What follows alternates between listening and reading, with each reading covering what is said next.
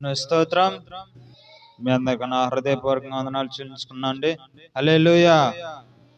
ప్రియమైనటువంటి దేవుని బిడ్డలారా, మరి ఇప్పటి వరకు ఆరాధన యందు దేవుడు మన మధ్యలో ఉండి మహిమా ఘనతలు పొందుకున్నాడు అని చెప్పేసి మనం ఎంతగానో నమ్మి ఉన్నాం కనుక, మరి ఇప్పుడు దేవుని యొక్క వాక్యాన్ని శ్రద్ధ కలిగి అందరం కూడా విన్నాము. ఆయన యొక్క వాక్యంలో ఉన్నటువంటి అనుభవాన్ని మనం అందరం కూడా నేర్చుకుందాము. దేవుని స్తోత్రం, దేవుని స్తోత్రం. ఏందండి అందరికి నీరసంగా ఉన్నట్టుందిగా. దేవుని స్తోత్రం చెప్పమంటే చదువుదామా వద్దా అన్నట్టు చెబుతున్నారుగా. చెబితే ఏమన్నా అంటాడేమో పాస్టర్ గారు, లేకపోతే చెబితే మళ్ళీ పాస్టర్ గారు ఏమన్నా అంటాడేమో, లేకపోతే చెప్పకపోతే మళ్ళీ పాస్టర్ గారు ఏమన్నా ఫీల్ అవుతాడేమో. చెప్పినా తంటే చెప్పపోయినా తంటే కదా. ప్రియమైనటువంటి దేవుని బిడ్డలారా, మరి మనం వచ్చింది దేనికి? అలరా అట్లా ఆడటానికా? ఏంది ఎవరు సమాధానం చెప్పలేంది? అల్లరాట్లు ఆడటానికా మనం వచ్చింది? మరి దేనికి వచ్చాము? వాక్యం వినటానికా కదా వచ్చింది. మరి మనం ఏం వినాలి? వాక్యం వినాలి. మరి మీరు ఏం చేస్తున్నారు? మరి వచ్చింది దేనికి? చేసేది మరి ఏంది? దానికి దీనికి ఏమన్నా డిఫరెంట్ ఏముంది?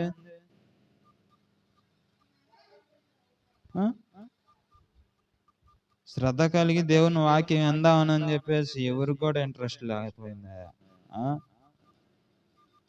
అందరూ వాక్యాన్ని ఇంట్రెస్ట్గా వినాలి అని చెప్పేసి చాలా మంది అనుకుంటూ ఉంటారు.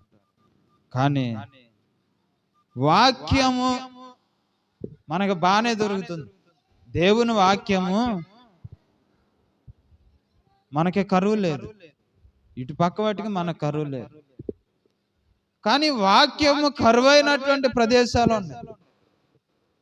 అటు వామ్మో యేసుప్రభు వారి గురించి ఎందుకు తెలుసుకోలేకపోయాం తెలుసుకునేసరికేమో వాక్యం లేకుండా పోయింది. వాక్యం లేదు, వాక్యం కరువైపోయింది, ప్రార్థన కరువైపోయింది, దేవుణ్ణి ఆరాధించడం కరువైపోయింది. మరి మనకేమో చక్కగా దేవుడు నన్ను ఆరాధించండి అయ్యా, నన్ను స్తుతించండి అయ్యా, నన్ను సేవించండి అయ్యా, నా నామాన్ని మహింపరచండి అయ్యా అని చెప్పేసి దేవుడు మనకు సమయాన్ని ఇస్తే మనకేముంది? యెషయా గ్రంథంలో ఏం చెప్తున్నాడు?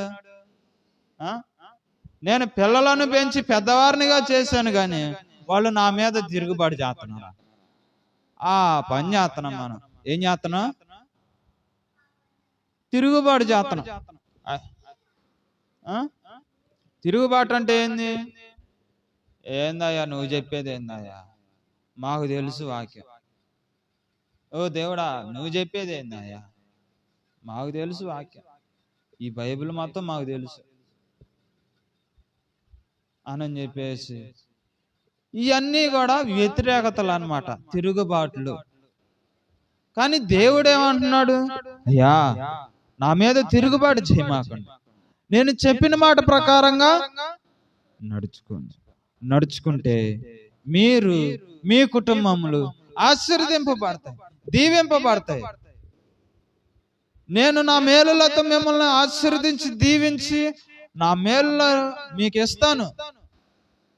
నా రాజ్యంలో చేర్చబడాలంటే ఎలా ఉండాలనేది ఇదంతా కూడా నేను మీకు నేర్పిస్తాను గయ్యా. మరి నేను చెప్పిన మాట అనుకోకుండా ఏం చేస్తున్నారయ్యా అని చెప్పేసి దేవుడు రేపొద్దున అడుగుతాడు, ఖచ్చితంగా అడుగుతాడు.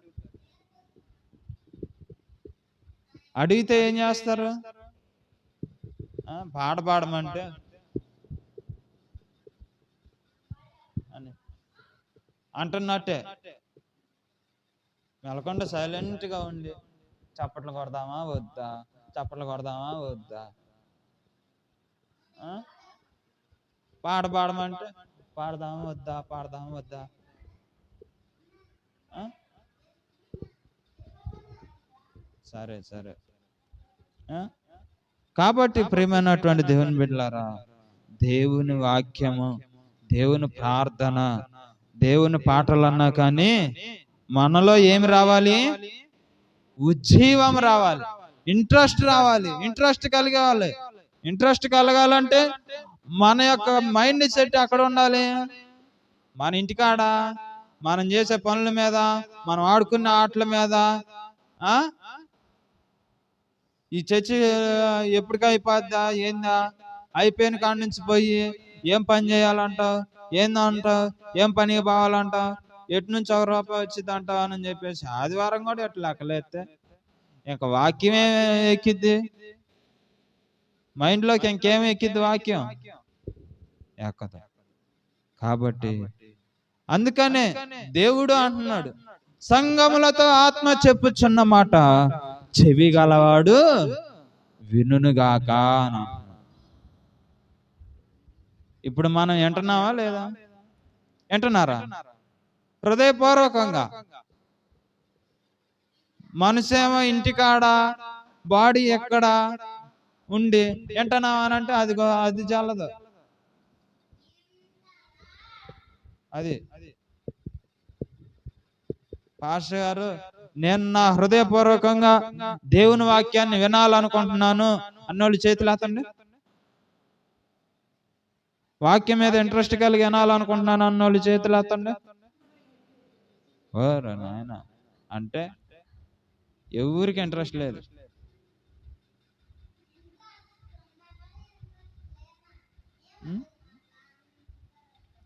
దేవుని స్తోత్రం. ఓకే, ఈరోజు ప్రార్థన విధానములలో మనము తీసుకోవాల్సినటువంటి జాగ్రత్తలు, ప్రార్థనలో మనము తీసుకోవాల్సినటువంటి జాగ్రత్తలు ఏమిటి అనేటటువంటి ఈ అంశము మీద దేవుని యొక్క వాక్యాన్ని మనము ధ్యానించుకుందాం. దేవుని స్తోత్రం. యాకోబు పత్రిక క్రొత్త నిబంధన గ్రంథములో, క్రొత్త నిబంధన గ్రంథములో యాకోబు పత్రిక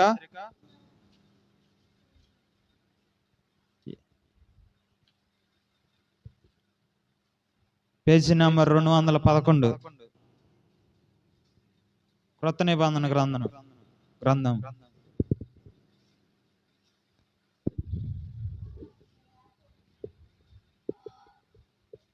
1వ అధ్యాయం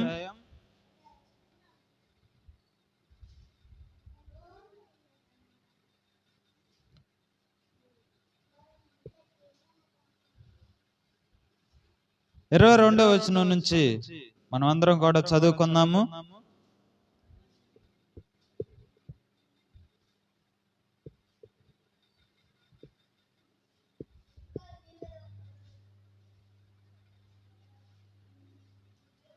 ప్రార్థనలో, వాక్యములో తీసుకోవాల్సినటువంటి జాగ్రత్తలు అన్నమాట ఇవి. అది నేను మళ్ళీ సాయంత్రం ప్రార్థనలో కూడా మరలా అడుగుతాయి, ఏం చెప్పాను ఏంది అని చెప్పేసి మొత్తం కూడా క్లియర్గా అడుగుతా. కాబట్టి అందరూ కూడా అండర్లైన్ చేసుకోవాలి. వాక్యాన్ని అండర్లైన్ చేసుకోవాలి.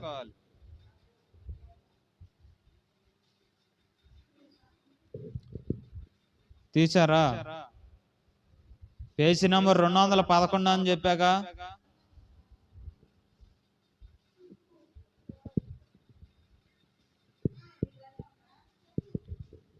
1వ అధ్యాయం 22వ వచనం.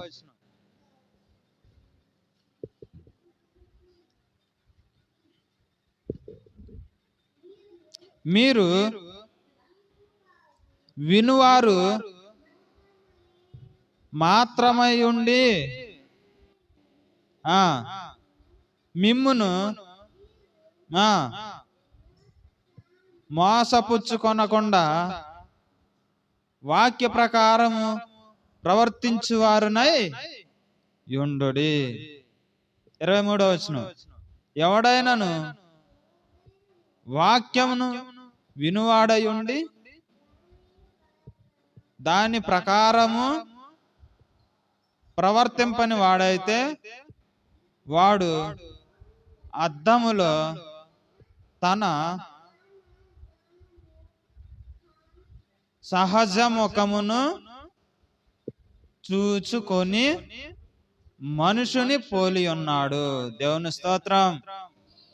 ప్రార్థన చేసుకుందాం.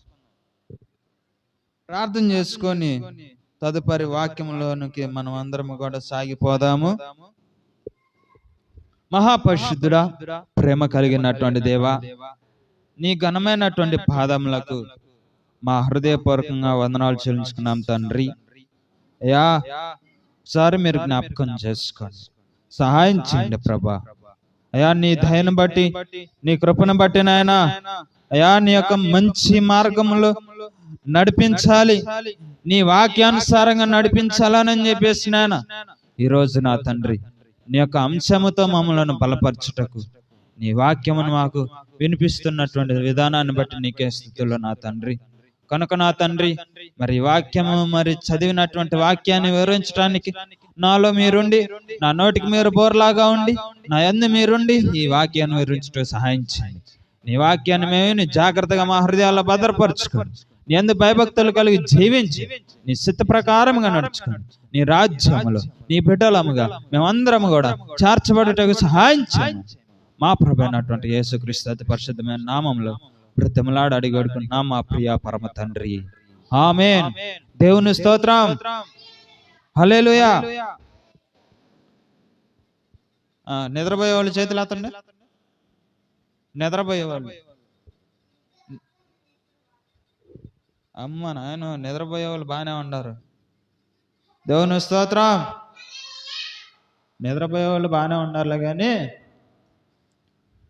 ఇక దేవుని వాక్యంలోనికి మనం అందరం కూడా వెళ్దాం.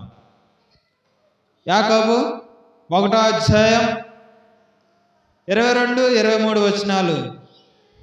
మీరు వినువారు మాత్రమై ఉండి మిమ్మును మీరు మోసపుచ్చుకొనకుండా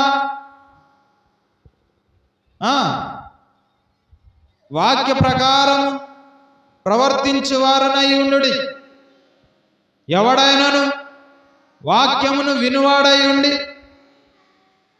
దాని ప్రకారం ప్రవర్తింపని వాడైతే వాడు అద్దములో తన సహజ ముఖమును చూచుకొను మనుషుని పోలి ఉన్నాడు. దేవుని స్తోత్రం.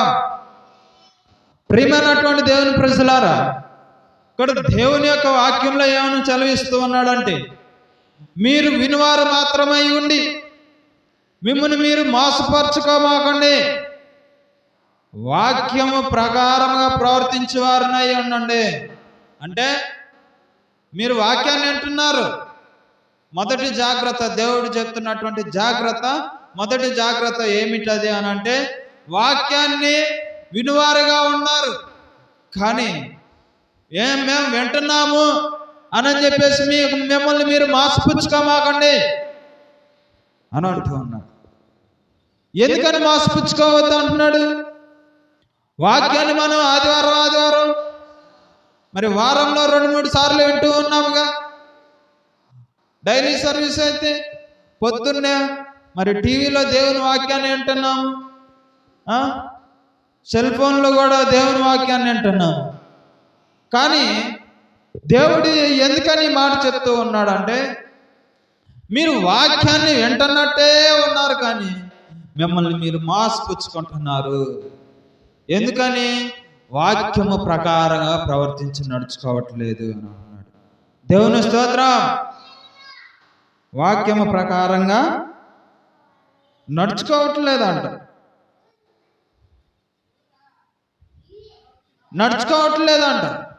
అందుకనే దేవుడు చెప్తూ ఉన్నాడు ఈ మాట. నా ప్రజలారా, నా దాసులారా, మరి నేను ఏర్పాటు చేసుకున్నటువంటి నా సేవకులారా, మీరందరూ నా మాటను వినండి, నా ప్రార్థనను మీరు అంగీకరించి నా వాక్యమును నీ సేవను పెట్టుకొని వినండి. నేను ఏ యొక్క మర్మమును చెప్తూ ఉన్నాను, నా మర్మములను, నేను ఇచ్చేటటువంటి అద్భుతమైనటువంటి వాక్యమును, అద్భుతమైనటువంటి ఉపదేశములను మీరు వినండి. వినండి, విని నా వాక్యానుసారంగా మీరు నడుచుకోండి అని చెప్పేసి దేవుడు చెప్తూ ఉన్నాడు. దేవుని స్తోత్రం. మరి మనమైతే ఏం చేస్తున్నాము? 23వ వచనంలో ఏమంటున్నాడు? ఎవడైనా వాక్యము వినివాడై ఉండి దాని ప్రకారము ప్రవర్తింపని వాడైతే వాడు అర్థంలో తన సహజ ముఖమును చూచుకొని మనుషుని పోలి ఉన్నాడు. దేవుని స్తోత్రం. అద్దం ముందు మనం నుంచుంటే మన ముఖం తెల్లగుందా, ఎర్రగుందా, నల్లగుందా, మచ్చలు ఉన్నాయా, బొబ్బలు వచ్చినాయా, పుళ్ళు వచ్చినాయా, కురుపులు వచ్చినాయా, చెమటకాయలు వచ్చినాయా, మన పెదాలు ఎర్రగా ఉండయా, నల్లగా ఉండయా, పచ్చగా ఉండయా, కళ్ళు ఎర్రగా ఉండయా, తెల్లగా ఉండయా, నల్లగా ఉండయా అని చెప్పేసి మన ఊళ్ళు మొత్తం కూడా పెద్ద అద్దం ముందు నుంచుంటే మన బాడీ మొత్తం కూడా మనం చూసుకుంటాం, మనం చూసుకుంటాం. అలా చూసుకునేవారుగా మీరు పోలి ఉన్నారు. అంటే ప్రతిదాన్ని కూడా భూతద్దంలో పెట్టి నడుచుకుంటున్నారంట, భూతద్దంలో పెట్టి చూసుకుంటున్నారంట. ఏందంటావు, ఏంది, ఎట్టుంది, ఇది ఏంది అంటే వాళ్ళు ఎవరు? తప్పులను పట్టి వెతికేటటువంటి వాళ్ళు అన్నమాట. తప్పులను పట్టి వాటిని వెతికేవాళ్ళు. ఆ తప్పులే తప్పులే తప్పులే తప్పులే తప్పులే తప్పులే తప్పులే ఇంక ఎప్పుడు దేవుని వాక్య ప్రకారంగా నడుచుకునేది ఎప్పుడు? ఆయన వాక్య ప్రకారంగా ప్రవర్తించేది ఎప్పుడు? ఆయన వాక్యాన్ని నేర్చుకునేది ఎప్పుడు? ఆయన వాక్యంలో మరి మనము బలపరచబడేది ఎప్పుడు? ఎప్పుడు ఎప్పుడు మనం బలపరచబడేది? అందుకనే దేవుడు ఇక్కడ చెప్తూ ఉన్నాడు, మీరు నా వాక్యాన్ని మీరు అనుసరించి నడుచుకోకపోతే, నడుచుకోనింపని వారైతే వాడు అద్దంలో తన సహజ ముఖమును చూచుకొని మనిషిని పోలి ఉన్నాడు అని అంటున్నాడు. అంటే తన అందాన్ని అయితే చూసుకుంటాడంట, దేవుని అందాన్ని చూడ్డాడు. ఎందుకు చూస్తాడు అంటే తన స్వార్థం తాను చూసుకుంటాడంట. ఏంటది? తన స్వార్థం తాను చూసుకొని నేను బాగుంటే చాలు, ఇంకా ఎదుటి వాళ్ళు ఎందుకులే, నేను బాగుంటే చాలు, నేను బాగుపడితే చాలు. దేవుడు బాగుపడతాడా? దేవుడు మనల్ని బాగుపరుస్తున్నాడైతే, దేవుడు మనల్ని కాపాడుతున్నాడైతే ఇంకా మనం ఆయన మంచిగా చూసుకునేది ఏముంది? యేసుప్రభు వారు ఈ భూమి మీదకి వచ్చినప్పుడే ఆయన మంచిగా చూసుకోవాలి. ఆయన స్వార్థను ప్రకటించడానికి వస్తే రాళ్ళు తీసుకొని అమ్మడబడ్డారు.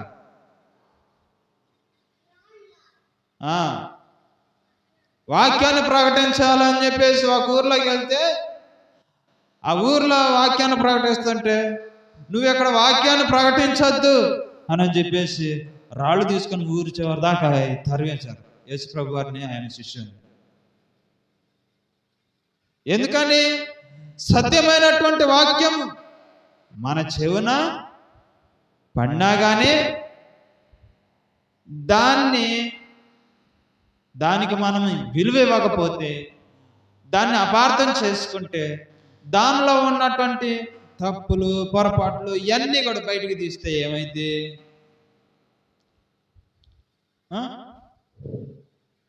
బయటికి తీస్తే ఏమైంది?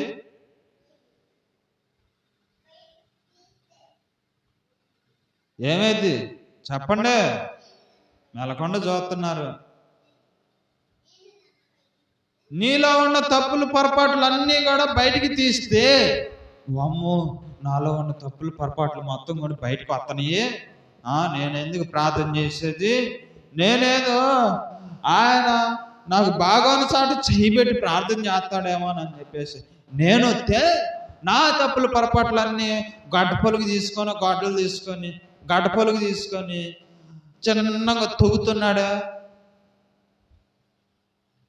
నేనేందో నా తప్పుల పొరపాట్లు అన్నింటిని కూడా మంచిగా గుంట తీసి గుంటలో పెట్టి పైన నార్మల్గా మట్టి బూడిసేసి మెలకుండా అటు కూర్చుంటే ఈయనేంది మళ్ళా గడ్డపార తీసుకొని ఆ గుంటను బాగా దవ్వుతున్నాడు. ఆ గుంటను తవ్వి ఏం తప్పు చేసావు, ఏం పొరపాటు చేసావు, అబద్ధాలు ఆడావా, దొంగతనాలు చేసావా, నరహత్య చేసావా, విచారణ చేసావా, దొంగతనం చేసావా, ఒకళ్ళది నువ్వు ఆశించావా, ఇలాగా తెలియనివన్నీ మరి చేయరాని పనులన్నీ కూడా చేసావా, చెడు కార్యాలు చేసావా, చెడు నడత నడుచుకున్నావా అని చెప్పేసి ఏంది అన్ని గడపలు తీసుకొని దూగుతున్నాడు అంటే నీ తప్పులు గొప్ప నీ కాడే ఉండాలి, కానీ నీకు మాత్రానికి ఆశీర్వాదం కావాలి. ఎటు నుంచి వచ్చింది ఆశీర్వాదం? దేవుడు అన్నాడు, నువ్వు ఎదుటివాని కంటిలో నలుసు తీసే ముందు నీ కంటిలో ఉన్నటువంటి దోలాన్ని తీసివేసుకో అంటున్నాడు. నీ కంటిలో ఉన్నటువంటి దోలాన్ని తీసివేసుకో.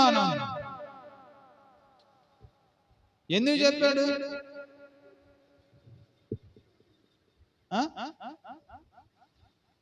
దేవుడికి ఏం పనిలాగా చెప్పాడు అంటారా? మరి ఎందుకు చెప్పాడు?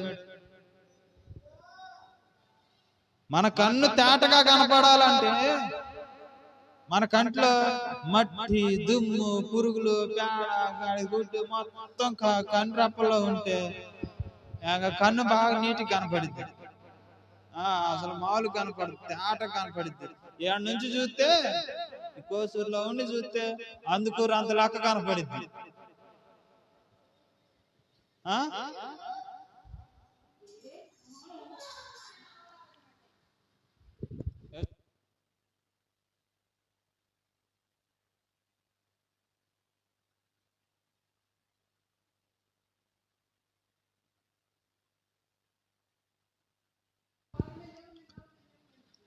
ఇవన్నీ మట్టి, దుమ్ము, ధూళి మొత్తం కూడా మన కంట్లో పెట్టుకొని ఎట చూస్తే కోసూరు నుంచి అందుకూరులో ఉండవు ఇల్లు కూడా కనపడుతుంది. అంత తేట కనపడిద్ది. ఏందనుకున్నా అందుకూరు వాగులో నీళ్ళు ఉండయాలేవా అని చెప్పేసి ఎట్ట గుడ్లు తెరిచి చూస్తే బాగా నీటికి కనపడుతుంది. అందుకని దేవుడు అందుకే చెప్తున్నాడు, నీ కన్ను తేటగా కనపడాలి.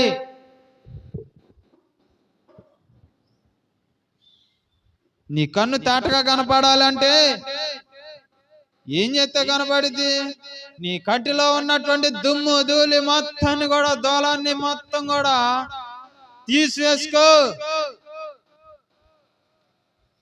తీసివేసుకుంటే అప్పుడు నీ కన్ను తేటగా కనపడిద్ది. దేవుని స్తోత్రం, దేవుని స్తోత్రం. మరి ఇప్పుడు మన కంట్లో దోళం తీసివేసుకుందామా? లేకపోతే మనల్ని మనమే మోసపుచ్చుకుందామా? వాక్యం వింటున్నాంలే అని చెప్పేసి ఊరకి గాలి వదిలేద్దామా? లేకపోతే వాక్యాన్ని విని వాక్యం ప్రకారంగా నడుచుకుందామా? నడుచుకుంటేనే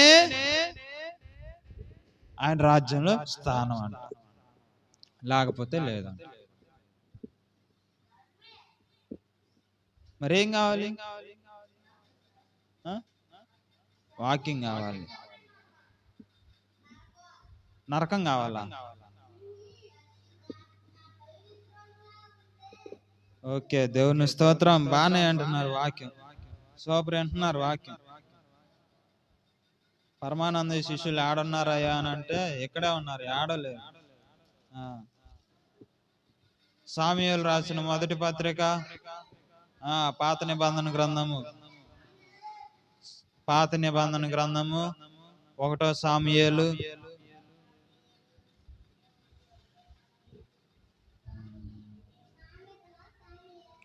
1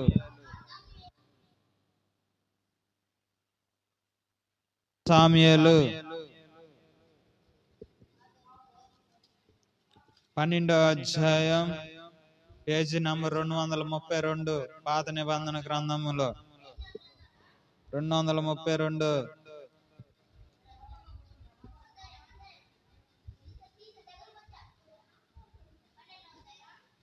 12వ అధ్యాయం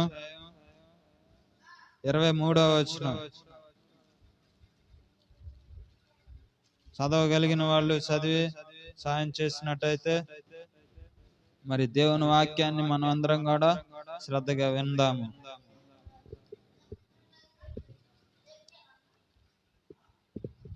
నా మట్టుకు నేను మీ నిమిత్తము ప్రార్థన చేయుట మానుట వలన యెహోవాకు విరోధముగా పాపము చేసిన వాడనగుదును, అది నాకు దూరమగును గాక అని శ్రేష్టమైన చక్కని మార్గమును మీకు బోధించును. ఆయన మీ కొరకు ఎన్ని గొప్ప కార్యములను చేసెనో అది మీరు తలంచుకొని మీరు యెహోవా యందు భయభక్తులు కలిగి నిష్కపటులై పూర్ణ హృదయముతో ఆయనను సేవించుట ఆవశ్యకము. దేవుని స్తోత్రం, దేవుని స్తోత్రం. కనుక ఇక్కడ ఏమని చెప్తూ ఉన్నాడంటే, ఈ రెండో జాగ్రత్త దేవుడు చెప్తూ ఉన్నది ఏంటంటే, రెండో విధమైనటువంటి జాగ్రత్త చెప్తున్నాడు. ఏం చెబుతున్నాడు? రెండో విధమైన జాగ్రత్త ఏమని చెబుతున్నాడు? నా మట్టుకు నేను మీ నిమిత్తము ప్రార్థన చేయుట మానుట వలన యెహోవాకు విరోధముగా పాపము చేసిన వాడు నగుదును. ఇది దేవుని స్తోత్రం. నా కోసం నా వాటికి నేను ప్రార్థన చేసుకొని నేను మెలకుండా ఉండాను అనుకో, అంటే ఇక్కడ దీనికి అర్థం ఏంటంటే, నా కోసం నేను ప్రార్థన చేసుకొని నా నిమిత్తం నేను ప్రార్థన చేసుకొని ఇంకా మానుకొని మెలకుండా ఉండి దేవునికి విరోధంగా పాపం మరి నేను మెలకుండా ఉంటే అది నేను దేవునికి విరోధంగా పాపం చేసిన వాడిని అవుతాను. దేవుని వాక్యములో ఏముందంటే, నీతిమంతుణ్ణి జ్ఞాపకము చేసుకొనుట అరుదు అని ఉంది. అంటే నీతిమంతుణ్ణి ప్రార్థనలో జ్ఞాపకము చేసుకోవాలి. ప్రార్థన చేసేటటువంటి సేవకురాల్ని సంఘస్థులను క్రొత్తగా మారుమనసు పొందినటువంటి వారిని అందరిని కూడా ప్రార్థనలో జ్ఞాపకము చేసుకోవాలి. అలాగని చెప్పేసి హాస్పిటల్లో ఉండాలి, ప్రతి ఒక్కళ్ళు హాస్పిటల్లో ఉండాలి, అందరి కోసం ప్రార్థన చేయమంటలేదు దేవుడు.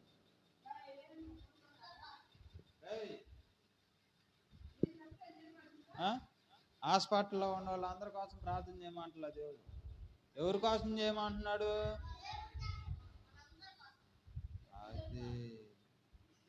మనం లాస్ట్ తండ్రి కుమార పరిశుద్ధాత్మ ఆ ప్రార్థన చేసినప్పుడు లాస్ట్కి ఏమంటున్నాము? నీ సకల పరిశుద్ధులకును సకల నీతిమంతులకును సదాకాలము తోడుగా నీడగా ముందుండి నడిపించునుగాక. ప్రార్థనలోనే ఉందిగా, సకల పరిశుద్ధులకును సకల నీతిమంతులకును అన. పరిశుద్ధత నీతి కలిగినటువంటి వాళ్ళు ఎవరున్నారు?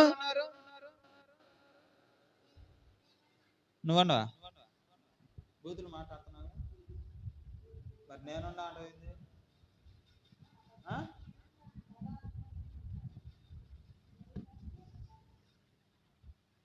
ప్రార్థన చేసేటటువంటి ప్రతి ఒక్కరి కోసం ప్రార్థన చేయాలంట.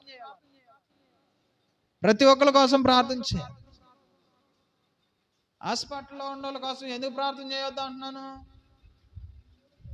ఎందుకు ప్రార్థన చేయొద్దు అంటున్నాను?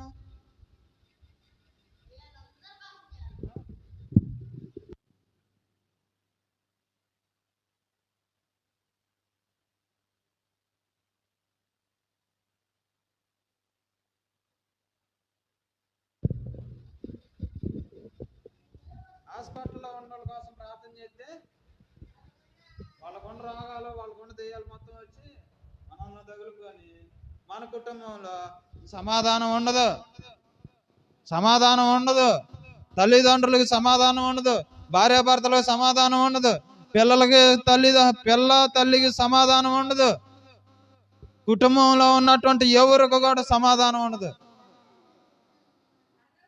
కుటుంబంలో ఉన్న వాళ్ళ ఎవరికి కూడా సమాధానం ఉండదు.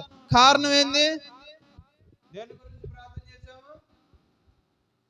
హాస్పిటల్లో ఉన్న వాళ్ళ కోసం ఎప్పుడు ప్రార్థన చేయాలో తెలుసా?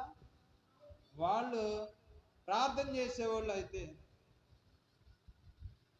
ఇప్పుడు నువ్వు ప్రార్థన చేస్తావు, సడన్గా హాస్పిటల్కి వెళ్ళాను, అప్పుడు నేను నీకోసం ప్రార్థన చేయవచ్చు.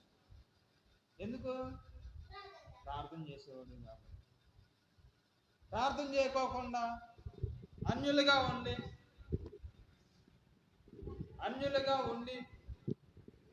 దేవుణ్ణి ఎరగక వాళ్ళ ఇష్టానుసారంగా నడుచుకునేటటువంటి వారిని అయితే ఏం చేస్తున్నాడు?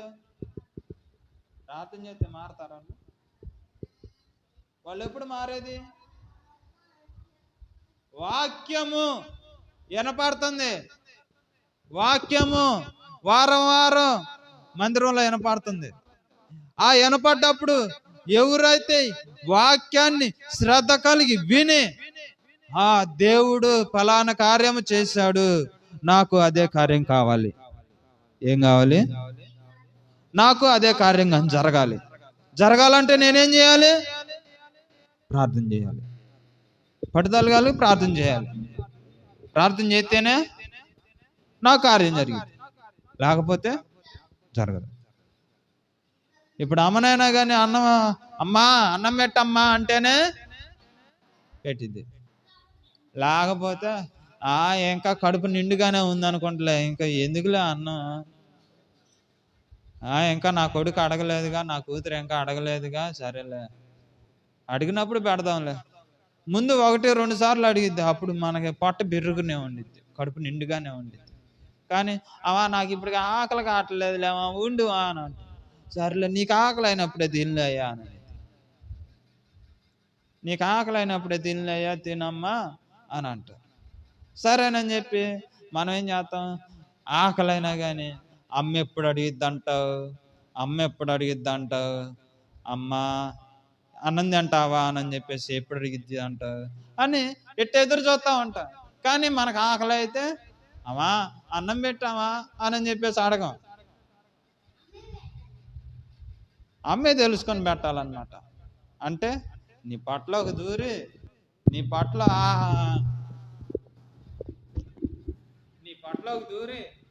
పట్ల అన్నం అరిగిందో లేదో చూసి అప్పుడు బయటకు వచ్చి, అమ్మా నా కూతురికి అన్నం అరిగింది, మళ్ళీ ఇప్పుడు అన్నం పెట్టాలి,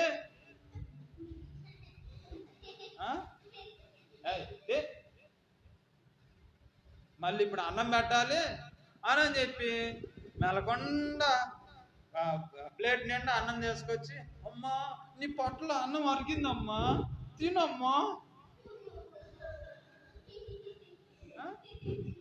పొట్టలో అన్నం అరిగింది, తినమ్మా, నువ్వేమో అడగలేవు, నేనేమో నువ్వు అడిగింది నాకు మెలకుండా ఉంటా. ఏందంటావు? నా కూతురు ఇంకా అడగలా, నా కొడుకు ఏంది ఇంకా అడగలేదు, ఏంది? ఆకలి అయితే నేనే అడుగుతాను అన్నాడుగా, ఏంది ఇంకా అడగలేదు ఏంది అని చెప్పి ఏం చేస్తాం? అమ్మ ఏం చేసింది? ఇంకా అడగలేదుగా, సరేలే అడిగినప్పుడు పెడదాంలే అని చెప్పి అట్లా సైలెంట్గా ఉండిద్ది. కూతురు ఏంది? అమ్మ అన్న అని ఏం అడగదు. అన్నం పెట్టిద్దంటవా? ఎప్పుడు పెట్టిద్దా అమ్మ? ఎప్పుడు పిలుస్తుంది అన్నానికి? ఎప్పుడు ఇంకా పిలిచేది? అమ్మకి ఆకలైనప్పుడు, అమ్మా నేను అన్నం తింటున్నా, నాతో పాటు కూడా తింది కానీ అని చెప్పి అప్పుడు పిలవాలి. అప్పుడు దాకా కడుపు మార్చుకొని ఎండబెట్టుకొని మెలకుండా కూర్చొని ఆకలే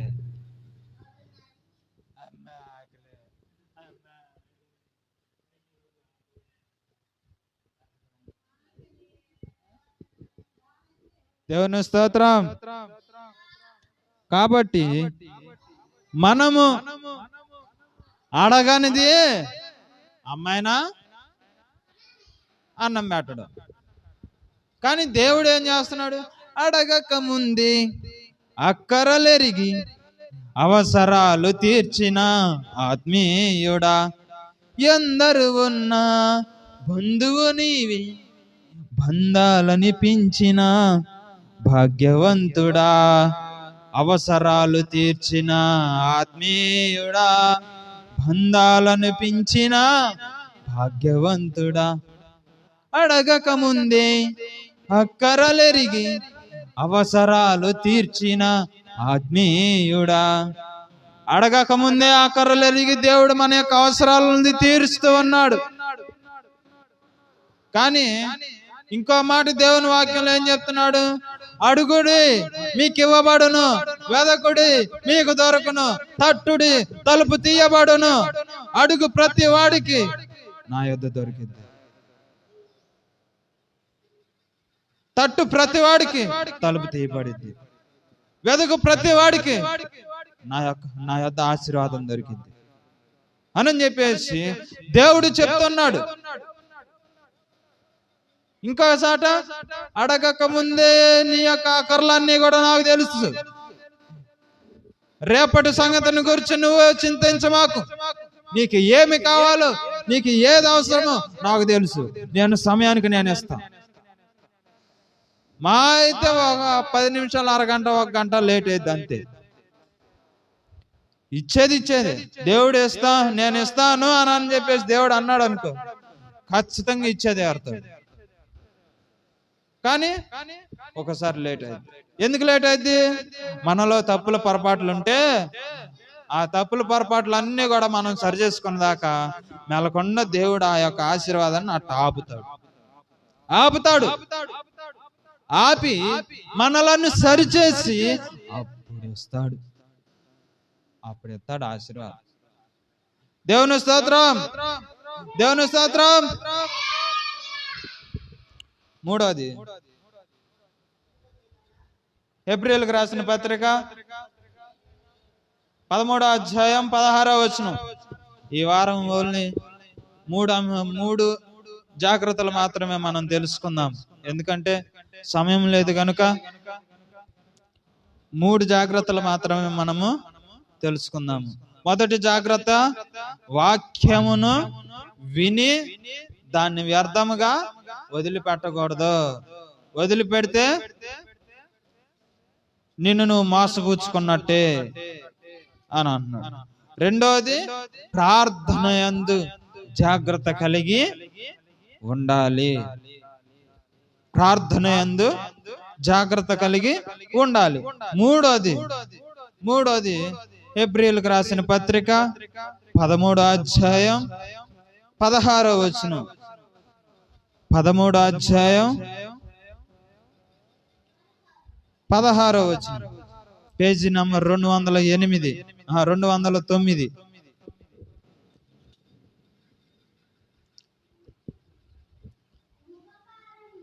ఉపకారమును ధర్మమును చేయ మరచిపోకుడి.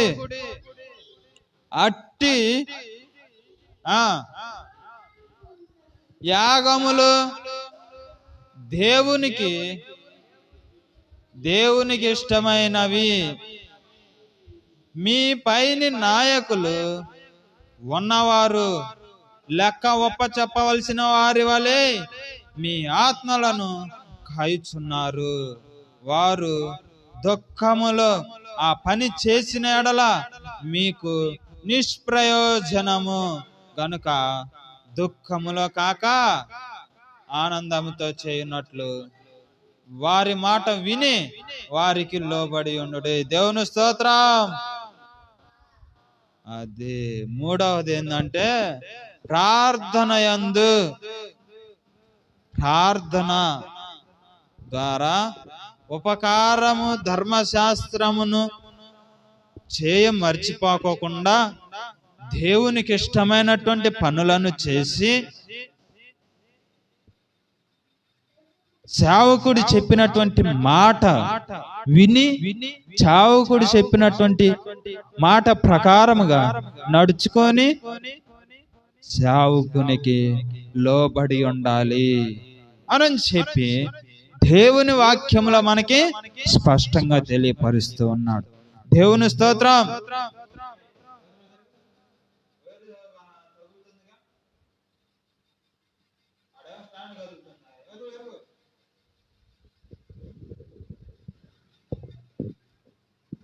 కాబట్టి దేవునికి ఇష్టమైనటువంటి వారిగా ఉండాలంటే దేవుని సేవకుడికి లోబడి ఉండాలి.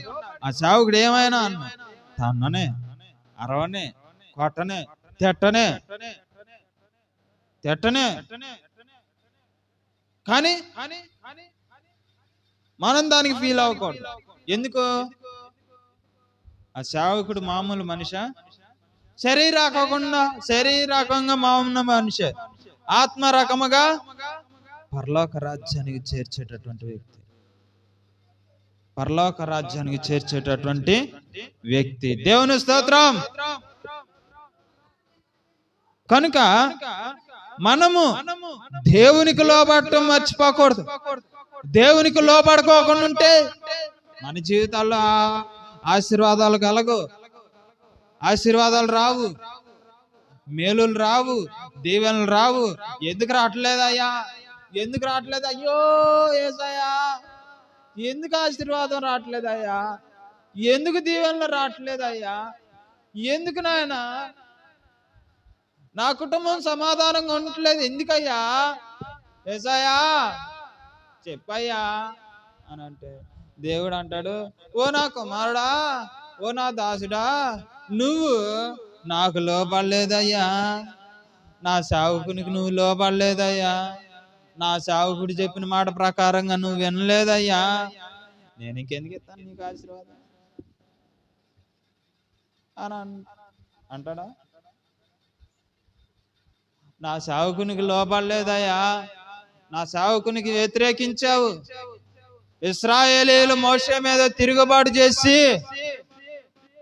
ఇశ్రాయేలీయులు ప్రజలు మోషే మీద తిరుగుబాటు చేసి దేవునికి విరోధముగా పాపము చేసి 40 సంవత్సరాలు అరణ్యములో ఎండిపోయిన ఆకులు రాలిపోయారు. ఎండి ఆకులు రాలిపోయారు.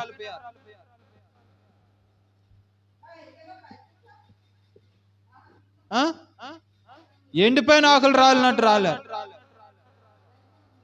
మానవుని యొక్క జీవితము దేవుని యొక్క సేవకునికి వ్యతిరేకంగా ఉంటే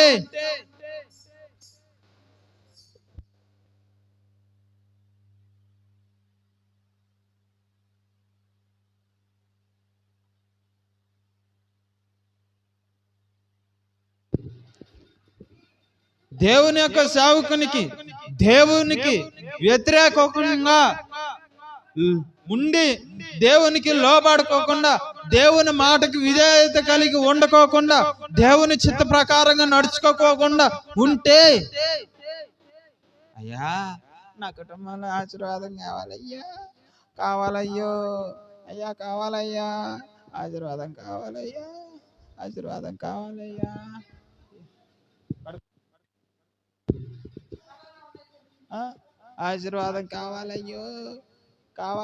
అని అంటే నువ్వేమో దేవునికి వ్యతిరేకంగా నడుచుకో, ఆశీర్వాదాలు వస్తాయి. దేవుడు ఆశీర్వదించినప్పుడు అయ్యో నువ్వెవరో నేనెవరో పాయా, ఏందయ్యా నువ్వు దేవుడు పద్దాకలు నన్ను ఆరాధించు, నన్ను ప్రార్థించు అని అంటున్నావు. నాకేమి ఇంకా పని బాట లేదా? నిన్ను ప్రార్థించుకో, నాకు పనులు లేవా? నా కుటుంబాన్ని చూసుకోవాలి, నా కుటుంబాన్ని పోషించుకోవాలి, నాకున్న సమస్యలు తీర్చుకోవాలి. నా సమస్యలు తీర్చుకోవాలి, నా అప్పులు తీర్చుకోవాలి, నా పిల్లలను చూసుకోవాలి వైనంగా, నా పిల్లలకు రేపొద్దున డాబాలు కట్టాలి, నేను ఉండటానికి 10 అంతస్తుల బిల్డింగ్ కట్టుకోవాలి, తినటానికి తెకానమే లేదు కానీ 10 అంతస్తుల బిల్డింగ్ కావాలంట. ఎందుకు? ఆయనకి, ఆయన కుటుంబానికి, ఆయన పిల్లలకి అందరు కలిపి 10 అంతస్తుల బిల్డింగ్ కావాలంట. దేవుడు ఏంది? అయ్యా మీరు ఈ లోకమునైనను ఈ లోకములో ఉన్న వాటినైనను మీరు ప్రేమించమాకండి, వాటి కోసం మీరు ఎదురు చూడమాకండి. నేను ఏ సమయానికి మీకు ఏది కావాలో దాన్ని నేను ఇస్తా. నన్ను అడగండి, అయ్యా నాకు పలానా అవసరం అని చెప్పేసి కన్నీటితో ప్రార్థన చేయండి, నేను ఇస్తా. దేవునికి అసాధ్యమైనది ఏదీ లేదు, అంతయు సాధ్యమే.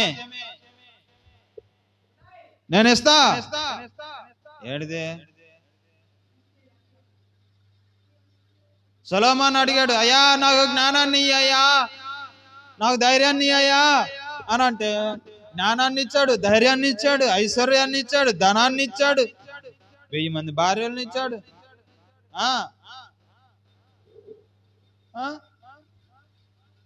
కథ పలుకుబడిని ఇచ్చాడు, మందిరం కట్టేటటువంటి అర్హతని ఇచ్చాడు. యెరూషలేము మందిరాన్ని కట్టడానికి దేవుడు సొలొమోనుకి అర్హతని ఇచ్చాడు. సొలొమోను తండ్రి అయినటువంటి దావీదుకి అర్హతని ఇవ్వాల.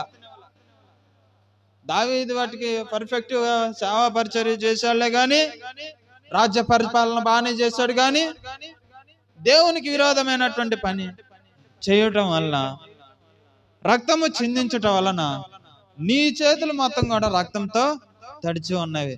కనుక నా యొక్క ఆలయాన్ని కట్టడానికి నీకు అవకాశం లేదు. ఆ అవకాశాన్ని నువ్వే పోగొట్టుకున్నావు, తొందరపడి నువ్వే పోగొట్టుకున్నావు. కనుక నీ ద్వారాగా పుట్టినటువంటి కుమారుడు అతను కడతాడు. నీ సంతానమైనటువంటి నీ కుమారుడు నా ఆలయాన్ని నిర్మిస్తాడు, నా ఆలయాన్ని జాగ్రత్తగా చూసుకుంటాడు అని చెప్పేసి దేవుడు దావీదుకి ఏం చేశాడు? మాట ఇచ్చాడు. ఆ మాట ప్రకారంగానే సొలొమోను ద్వారాగా మందిరాన్ని కట్టించాడు. దేవుని స్తోత్రం. మరలా ఆ మందిరాన్ని నిలుపుకోగలిగాడా? ఈ లోకానుసారంగా జీవించి ఆ మందిరాన్ని నిలుపుకోగలిగాడా? ఈ లోకంలో ఉన్నటువంటి ఆశలు, ఈ లోకంలో ఉన్నటువంటి ఆలోచనల ప్రకారంగా నడుచుకొని దేవుని ప్రకారంగా, దేవుని చిత్త ప్రకారంగా నడుచుకున్నాడా? లేదు. దేవుడు నాకు గొప్ప పేరు ఇచ్చాడులే, గొప్ప ప్రఖ్యాతను ఇచ్చాడులే, ఇంకా నాకేంది, నాకు తిరుగుదేంది, దేవుడు నాకు అంతులేనటువంటి జ్ఞానాన్ని ఇచ్చాడు. సొలొమోను మహాజ్ఞాని. అంత జ్ఞాని ఎంతవరకు కూడా ఈ భూ ప్రపంచం మీద ఇంకా పుట్ల. దేవుడు ఇచ్చినటువంటి జ్ఞానాన్ని పొందుకున్నటువంటి వ్యక్తి సొలొమోను. అంత జ్ఞానం కలిగినటువంటి వాళ్ళు ఇంతవరకు ఎవరు కూడా పుట్టలేదంట. కానీ ఆ జ్ఞాని అయినటువంటి సొలొమోను పెద్ద పెద్ద తీర్పులు తీర్చాడు. ఇశ్రాయేలీల జనాంగంలో 6 లక్షలకు పైగా ఉన్నటువంటి జనాంగంలో వాళ్ళకి తీర్పు తీర్చి మరి మంచిగా స్వయంగానే చూశాడు. కానీ దేవుడు నాకు గొప్ప పేరునిచ్చాడులే, గొప్ప ప్రఖ్యాతనిచ్చాడులే అని చెప్పేసి తిరుగుబాటు వచ్చేసింది, గర్వము రావటం వలన ఆ గర్వం ఏం చేసింది? దేవుని మందిరాన్ని పడైపించింది, దేవుని మందిరాన్ని పాడు చేయించింది. యెరూషలేము మందిరాన్ని పాడు చేయించింది. కనుక ప్రేమైనటువంటి దేవుని బిడ్డలారా, మరి మనము భక్తిలో ముందుకు సాగిపోతూ ఉన్నాము అనంటే పర్ఫెక్ట్ గా ముందుకు సాగిపోవాలి. అందుకే దేవుడు తన వాక్యంలో చెప్తున్నాడు. ఎక్కడ? యాకోబులో చెప్పాడు కదా. యాకోబు గ్రంథం 1:22-23 వచనాల్లో చెప్పాడు కదా, వాక్యము యందు మంచి ప్రవర్తన కలిగి నడుచుకోవాలి. నువ్వు వాక్యాన్ని విన్నట్టుగానే ఉండావో, లేదు ఆ వాక్యాన్ని విని దాని ప్రకారంగా ప్రవర్తించి నడుచుకోకపోతే నువ్వు మోసపుచ్చుకున్నట్టే. నువ్వు మోసపుచ్చుకున్నట్టే. ఆ వాక్యాన్ని విని ఆ వాక్య ప్రకారంగా నడుచుకుంటే నువ్వు ఆశీర్వదింపబడతావు, నువ్వు దీవింపబడతావు. లేదంటే 10 మంది కన్యకల్లో 5 కన్యకలు బుద్ధి లేని వారు, 5 కన్యకలు బుద్ధి కలిగిన వాళ్ళు. బుద్ధి లేని వాళ్ళు ఎట్లానే వాక్యాన్ని అంటున్నారు, దాన్ని వదిలేస్తున్నారు. ఒక చెవితో అంటున్నారు, ఒక చెవితో వదిలేస్తున్నారు. ఈ చెవితో అంటున్నారు, ఈ చెవితో వదిలేస్తున్నారు.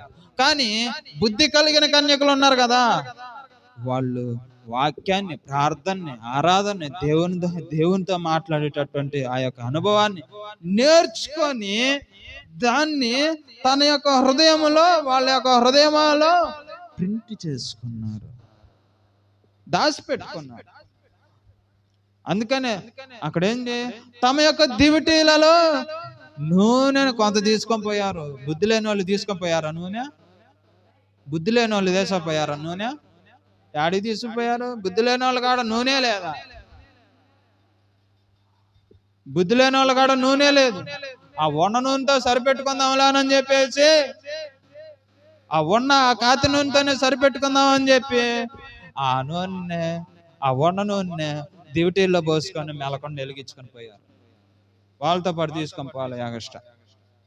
ఉంటేనే కదా, ఎగస్ట్రా ఉంటేనే కదా వాళ్ళు తీసుకొని పోవటానికి. ఎప్పుడప్పుడు ఏంటాం, ఇటు వదిలేయటం. దాని ప్రకారం ఇంకెప్పుడు నడుచుకునేది? బుద్ధి కలిగిన వాళ్ళేమో వింటున్నారు, దాన్ని వదిలేకుండా వాక్యం ప్రకారంగా నడుచుకుంటున్నారు, దేవుని ఆశీర్వాదాలు పొందుకుంటున్నారు, దేవుని మేలు పొందుకుంటున్నారు.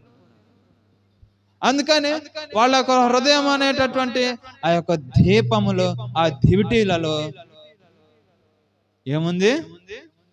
వాక్యం అనే, ప్రార్థన అనే నూనె, దేవుని యొక్క అనుభవము, దేవుని యొక్క మర్మము అనేటటువంటి ఆ నూనె హృదయం అనేటటువంటి దివిటీలలో ఉంది.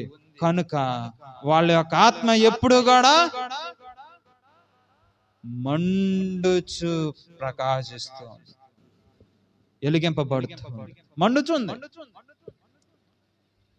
కనుక ప్రియమైనటువంటి దేవుని ప్రజలారా, ఉంటే ఒకవైపునే, లేదంటే మెలకుండా మన పని మనం చేసుకోవటం మంచిది.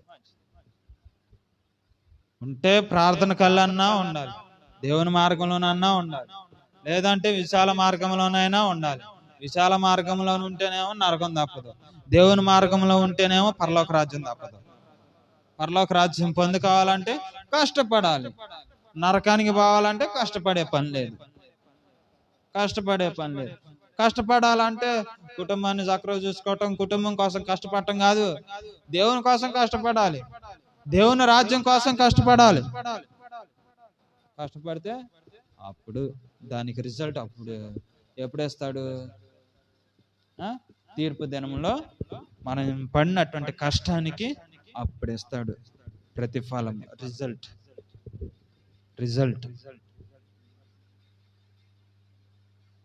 ఇప్పుడు 10th క్లాస్ కానీ, 9th క్లాస్ కానీ, 8th క్లాస్ కానీ, లేకపోతే ఇంటర్ కానీ చదివిన వాళ్ళు ఎగ్జామ్స్ రాసి, పరీక్షలు రాసి రిజల్ట్ కోసం ఎదురు చూస్తారు. అంటే మార్కుల కోసం ఎదురు చూస్తారు. ఎంత వచ్చినాయి, ఏంది, నేను పాస్ అయ్యానా లేదా, నేను ఫస్ట్ ర్యాంక్ కొట్టానా లేదా అని చెప్పేసి రిజల్ట్ కోసం ఎదురు చూస్తూ ఉంటారు.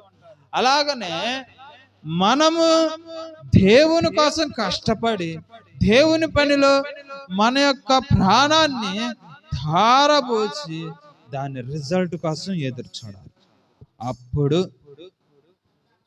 ఆ రిజల్ట్ అసలుకి ఊహించినటువంటి విధముగా దేవుడు మనకి ఆయన యొక్క గొప్ప కార్యమును మన యొక్క జీవితములలో, మన కుటుంబములలో, మన పిల్ల తరములన్నిటిలో కూడా ఆ యొక్క ఆశీర్వాదమును దీవెనలను దేవుడు ఇస్తాడు. దేవుని స్తోత్రం.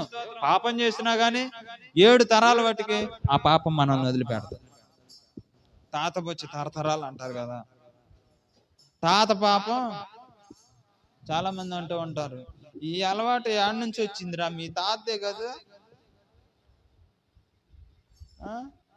మీ తాత అలవాటారు, ఇది ఏం అలవాటు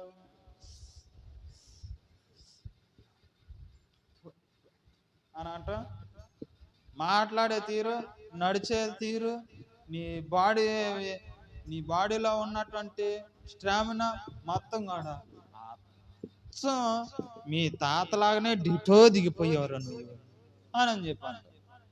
కానీ దేవుడు ఏం చేస్తాడంటే, ఎవరికి ఇవ్వాల్సినటువంటి తలంపు, ఎవరికి ఇవ్వాల్సినటువంటి ఆ యొక్క జీవితాన్ని దేవుడు వారికి ఇస్తాడు. తాతలాగా మనం చేస్తున్నాం అంటే ఏంటి అది?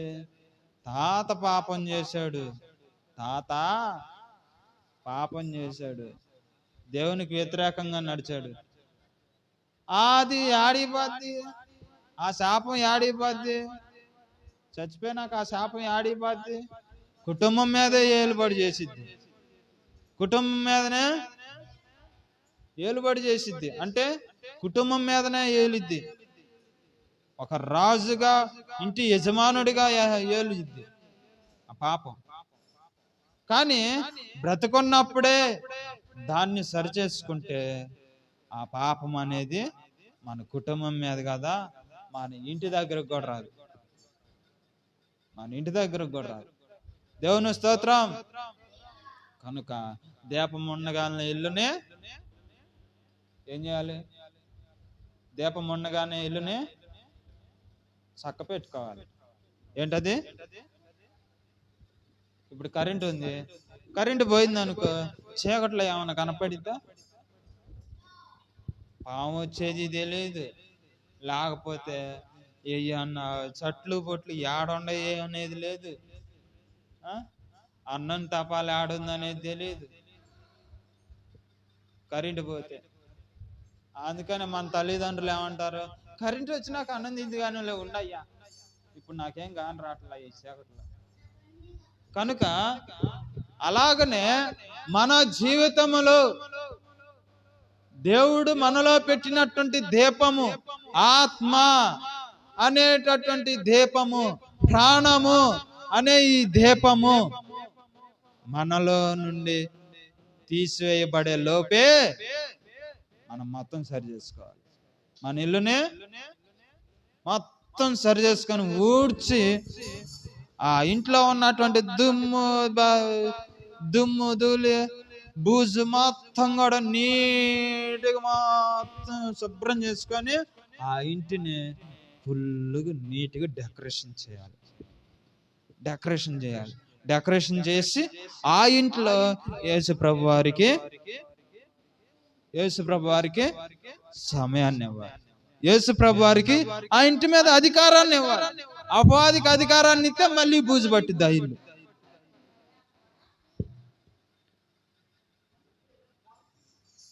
మళ్ళీ బూజు పట్టింది ఇల్లు.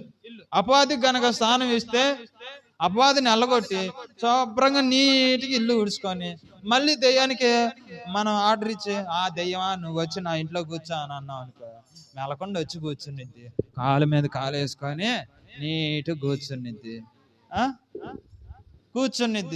కూర్చుంటే మళ్ళీ ఒక పక్క నుంచి చిన్నగా బూజు పట్టుకుంటా, దుమ్ము ధూళి పట్టుకుంటా ఈ వంట డెకరేషన్ మొత్తం పోయిద్ది. ఇంకా వంట డెకరేషన్ మొత్తం అబ్బాది కూర్చొని ఆ తాడు కొందను, ఈ తాడు కొందను, అది కొందను, ఇది కొందను, ఆ డెకరేషన్ తాడు కొందను, అది జాడగొట్టను, ఇది జాడగొట్టను, దాన్ని పగలగొట్టను, దీన్ని పగలగొట్టను, మొత్తం వంట డెకరేషన్ మొత్తాన్ని, ఆ ఇంటికి ఉన్నటువంటి అందం మొత్తాన్ని కూడా మొత్తం పీక అవతలేసేసి మళ్ళా ఎట చేసిద్ది? దొంగల గృహగా, చీకటి ఇల్లుగా, పనికిరానటువంటి ఇల్లుగా మార్చేసిద్ది. అందుకనే ఒకసారి మనం సరి చేసుకున్నాము, ఒకసారి మన ఇల్లు ఊడ్చుకున్నాము అని అంటే అపవాదికి మళ్ళీ అవకాశం ఇవ్వకూడదు. బాప్టిజం తీసుకున్నాము, మారు మనసు పొందాము అనుకుంటున్నాం. బాప్టిజం తీసుకున్నా గానీ ఎక్కడేసిన గొంగలు అక్కడే ఉందాయా? బాప్టిజం తీసుకున్నాక 1 నెల 2 నెలలే మెలకొని ఉండేది. మళ్ళీ తర్వాత సినిమాలు చూస్తావు, సీరియల్ చూస్తావు, షార్ట్స్ చూస్తావు, బూతులు మాట్లాడతావు, అబద్ధాలు ఆడతావు, దొంగతనాలు చేస్తావు, దేవునికి వ్యతిరేకమైన పనులు చేస్తావు, దేవునికి విరోధంగా నడుస్తావు, చెడు పనులు చేస్తావు, అన్యాయం చేస్తావు, మోసపుచ్చుతావు, అబద్ధ సాక్ష్యాలు పలుకుతావు. ఇవన్నీ చేసుకుంటా ఉండి నేను బాప్టిజం తీసుకున్నాను పాస్టర్ గారు, నేను మారు మనసు పొందాను పాస్టర్ గారు. ఒక్కొక్కళ్ళు అడుగుతారు, నువ్వు బాప్టిజం తీసుకున్న సర్టిఫికేట్ ఉందా?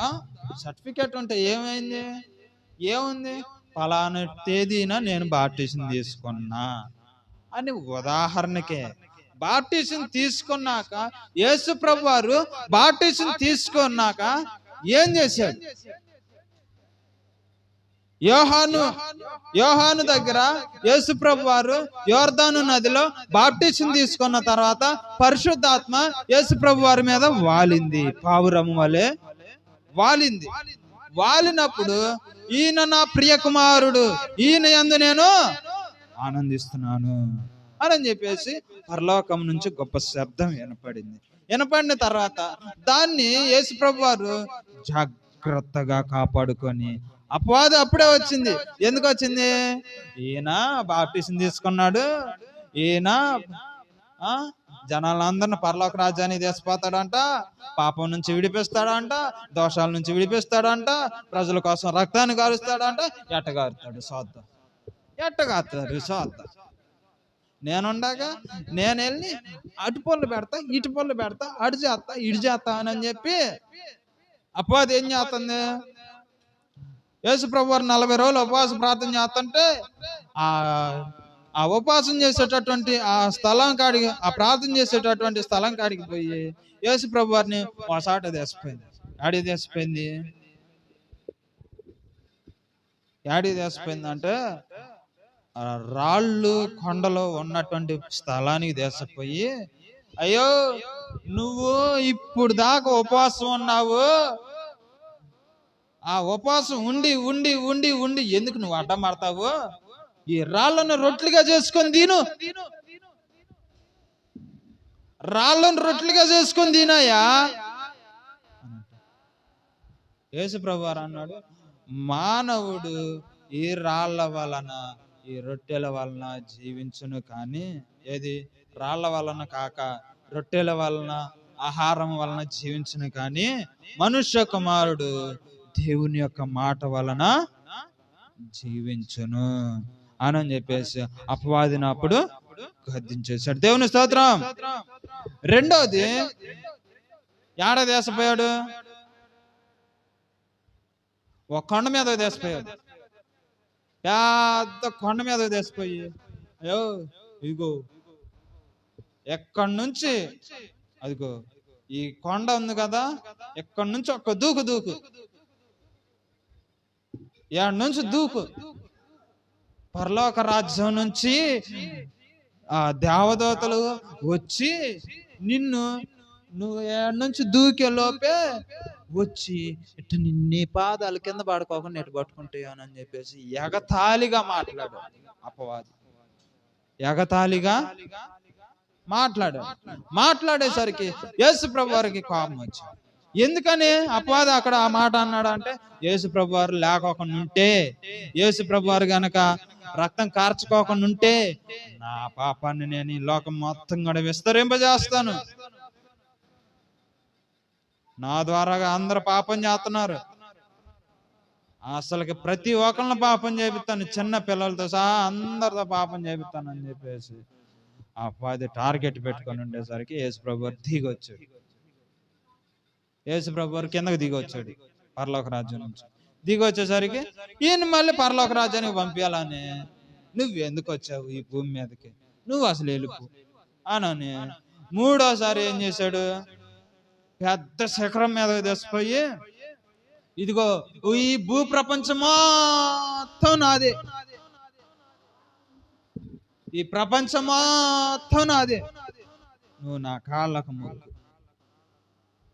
నా కాళ్ళకు మొక్కు, నా కాళ్ళకు నమస్కారం చెయ్యి, ఈ రాజ్యాలు ఈ భూ ప్రపంచం మొత్తం కూడా నీ వశం చేస్తా అని అన్నాడు అపవాది.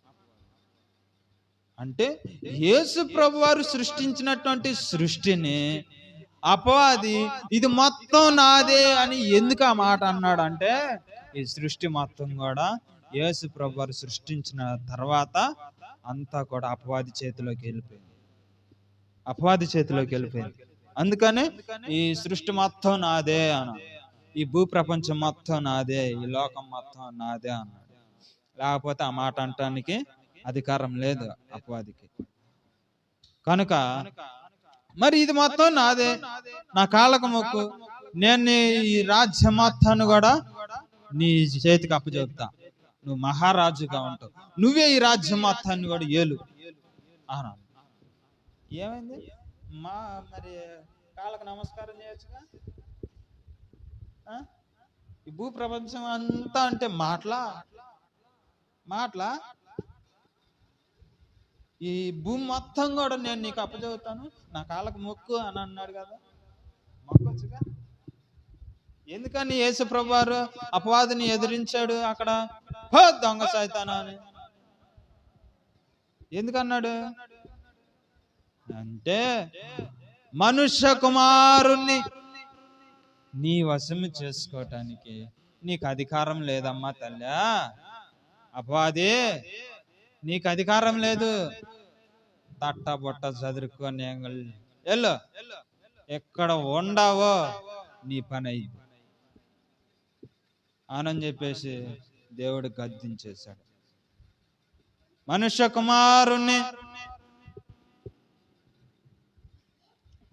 కుమారుని ఎదిరించడానికి నీకు అధికారం లేదు అని చెప్పేసి యేసు ప్రభు వారు చెప్పి అపవాదిని ఇక్కడి నుంచి వెళ్ళిపో అని చెప్పి యేసు ప్రభు వారు అపవాదిని ఎల్లగొట్టేశాడు. దేవుని స్తోత్రం.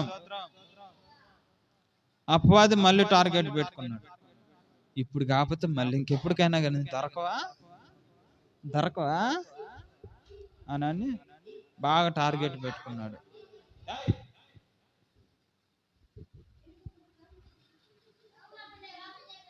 మళ్ళా అపవాది మళ్ళీ టార్గెట్ పెట్టుకున్నాడు, ఇప్పుడు కాకపోతే సిలువ వేసేటప్పుడన్నా దొరుకుతావుగా, అప్పుడు ఎటు నుంచి తప్పించుకుంటా, నేను ఆ జనాల్లో నేను జొరబడి సిలువేయమను అని చెప్పేసి నేను వాళ్ళ నుండి అర్పితాగా, అప్పుడు ఎటు నుంచి తప్పించుకుంటా.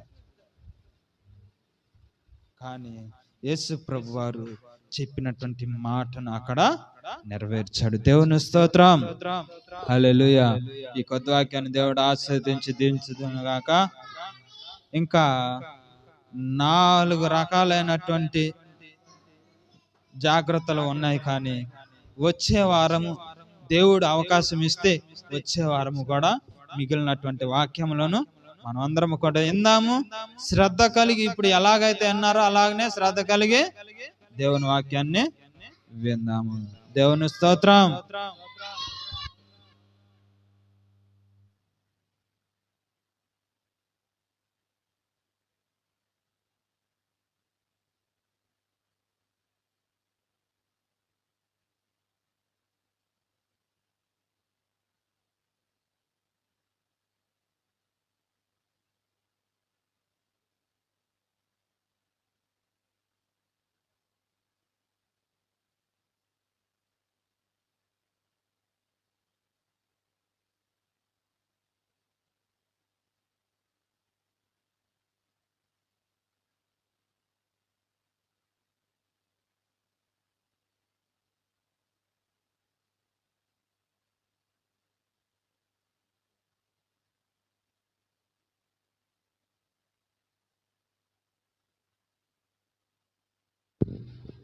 ప్రార్థన చేసుకుందాం.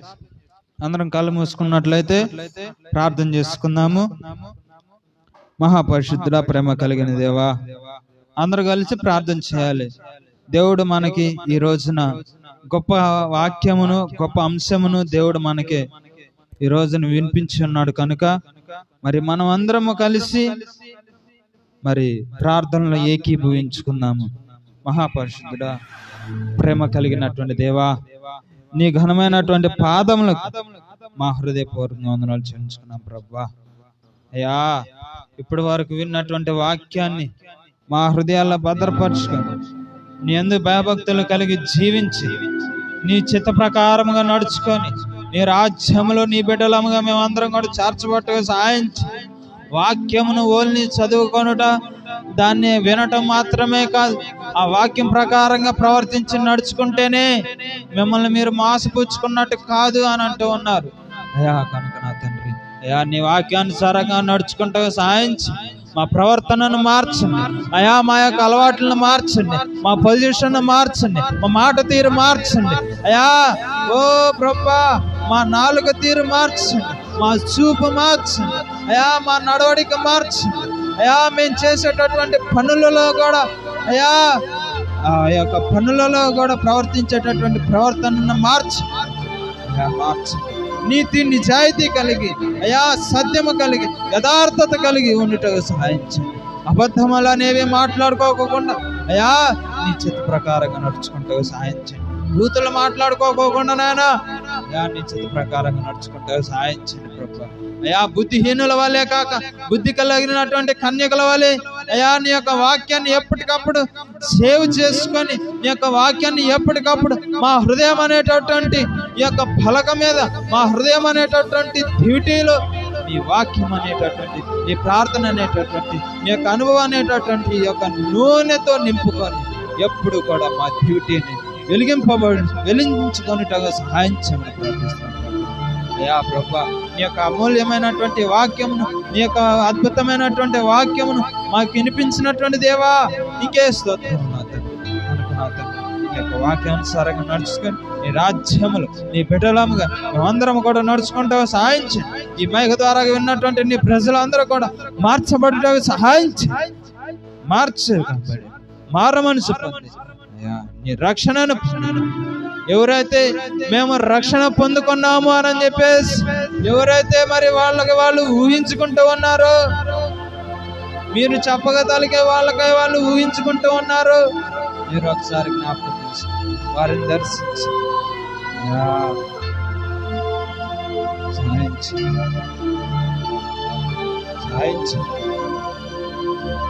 వాళ్ళ యొక్క జీవితములలో గొప్ప కార్యములను జరిగించి, గొప్ప మేలులను సహాయించి నిశ్చిత ప్రకారం మా ప్రభు అయినటువంటి యేసు అయా, ఈ మైక ద్వారా విన్నటువంటి ప్రతి ఒక్కళ్ళను కూడా మీరు ఆశీర్వదించి దీవించి నీ యొక్క మేలులతో ఆశీర్వాదములతో నింపి నీ యొక్క ఆలయానికి తీసుకుని రమ్మని ప్రార్థిస్తున్నాం ప్రభా. అయా, ఇక్కడ నా తండ్రి ఈ క్రోసూరు గ్రామంలోనైనా అయా, నీ యొక్క ఆలయములో సంఘము కట్టబడును కాక, నీ యొక్క ప్రజలు రక్షింపబడును కాక. మీరు మమ్మల్ని అడిగినప్పుడు నేను సమాధానం చెప్పటకు సహాయించి